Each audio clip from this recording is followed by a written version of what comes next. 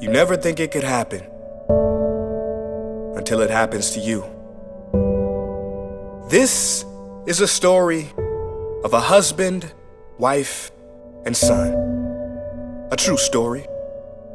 The husband is a very successful businessman, very wealthy. He puts in long hours on the job, but both his wife and young son suffer from loneliness. Every night they sit at the dinner table and they cry together because they miss him. And he misses birthdays and anniversaries.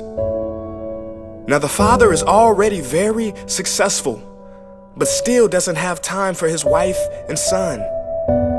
Even when he's at home, he's not truly home. He's thinking about his business meetings, his clients. He's on the phone texting and making calls. One day, the wife finally gets fed up and she goes to her husband and says, "Honey, we are very lonely here.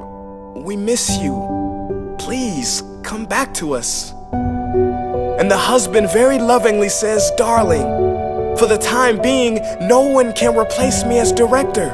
They need me. Just hold on a few more years, and when I find a new director, I will have more time for you and our son, I promise."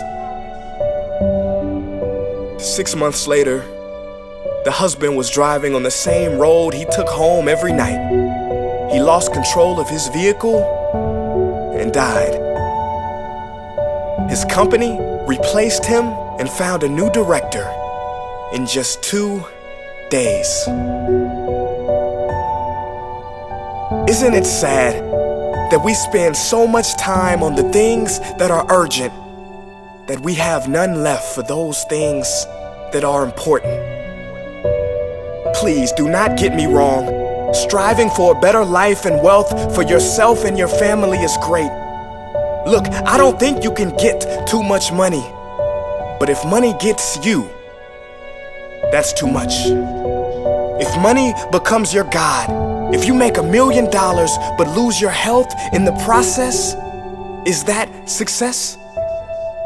If you make it to the top of the corporate ladder but lose your friends and family in the process, is that success? I ask you, are you taking for granted the moments with the real people who are close to you by focusing on a future moment that doesn't even exist? I urge you to focus on what's real and now, because this life is short.